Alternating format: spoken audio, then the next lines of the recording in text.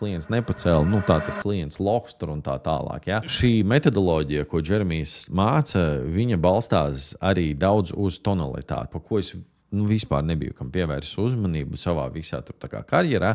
Un tāpēc man likās, tie vārdi, kurus tu man saki, kas man jāsaka klientam, izklausās vienkārši, atkal sakot, debīli. Es vienkārši tā nerunāšu. Tad es sāku zvanīt savā tajā stilā, caur savu lielo motivāciju un disciplīnu. Protams, ka es tur vienkārši taisīju zvanus, klients nepacēla, tātad klients loks tur un tā tālāk. Ja? Realitātē pēc kaut kāda laika tad, kad es jau veciem klientiem beidzu zvanīt, uzzvanīšu kaut kādiem jaunajiem arī pieteikumiem, vienkārši paklausīšos. Un tad, kad es sapratu, ka es sakot tās savas tradicionālās frāzes, kuras es esmu pieradis teikt, vienkārši par kurām es nekad neesmu aizdomājies, viņi identificē mani savā galvā kā kārtējo pārdevēju, un tāpēc viņi distancējas no manis